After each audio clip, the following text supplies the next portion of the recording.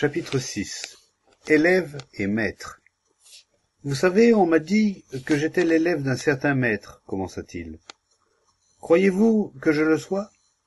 J'aimerais bien savoir ce que vous en pensez. Je fais partie d'une société dont vous avez certainement entendu parler, et les chefs qui représentent à l'extérieur les chefs secrets ou maîtres m'ont dit que pour les services que j'avais rendus à la société, on m'avait admis en qualité d'apprenti. Et on m'a dit que je pourrais peut-être devenir un jour un initié du premier degré. Il prenait cela très au sérieux, et nous en parlâmes longuement. Une récompense est toujours agréable, surtout une récompense d'ordre soi-disant spirituel pour celui qui ne recherche pas les honneurs de ce monde, ou encore pour celui qui réussit mal dans ce monde. Il est agréable d'appartenir à un groupe et d'être choisi par quelqu'un que l'on tient pour un personnage d'une haute valeur spirituelle. Il est agréable de travailler avec d'autres pour une noble cause, et il est juste que l'on soit récompensé pour les services rendus.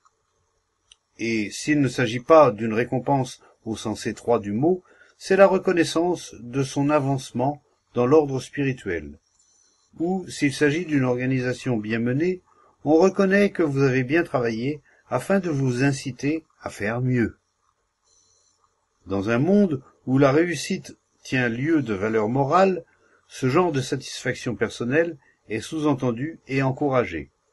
Mais s'entendre dire par quelqu'un qu'on est l'élève d'un maître, ou s'estimer tel, conduit évidemment aux formes les plus laides de l'exploitation. Malheureusement, ces relations flattent à la fois l'exploiteur et l'exploité. Ces satisfactions personnelles sont considérées comme un progrès sur la voie spirituelle. Et cela devient particulièrement laid et brutal lorsqu'il y a des intermédiaires entre l'élève et le maître, lorsque le maître est dans un autre pays ou inaccessible d'une façon ou d'une autre, lorsqu'il n'y a pas de contact physique direct entre l'élève et le maître. Cette inaccessibilité et le manque de contact direct ouvrent la porte à toutes les déceptions et à toutes les illusions, merveilleuses mais puériles, et ces illusions sont exploitées par les malins, par ceux qui sont avides de gloire et de puissance. Les récompenses et les châtiments n'existent que lorsqu'il n'y a pas d'humilité. L'humilité ne vient pas à la suite de pratiques spirituelles et de refus.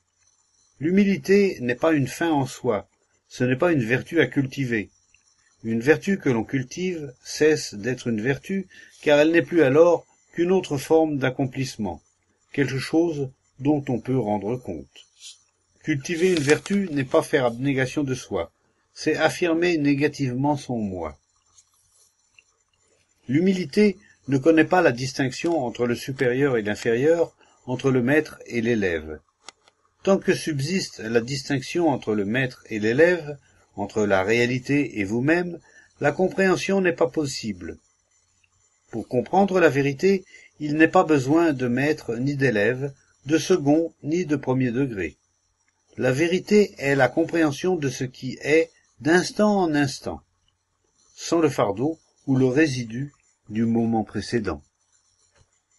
Récompenses et châtiments ne font que renforcer le moi, qui ignore l'humilité. L'humilité est dans le présent, non dans le futur. Vous ne pouvez pas devenir humble. Devenir, ce n'est que projeter dans le futur l'importance du moi, qui se dissimule dans la pratique d'une vertu. Comme il est fort, notre désir de réussir, de devenir. Comment la réussite et l'humilité pourraient-elles aller de pair?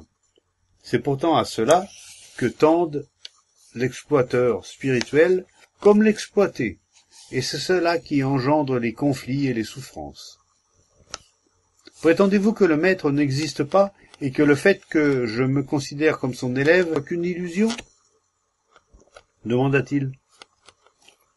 Que le maître existe ou non n'a aucune importance. C'est important pour l'exploiteur, pour les sociétés et les écoles secrètes. Mais pour l'homme qui cherche la vérité qui donne le bonheur suprême, cette question n'a absolument aucun sens.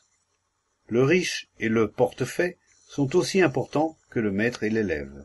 Que des maîtres existent ou non, que l'on distingue entre initiés, élèves, etc., n'a aucune importance. Ce qui est important, c'est de se connaître soi-même. Sans la connaissance de soi, la pensée n'a aucune base. Si vous ne commencez pas par vous connaître vous-même, comment pouvez-vous savoir ce qui est vrai?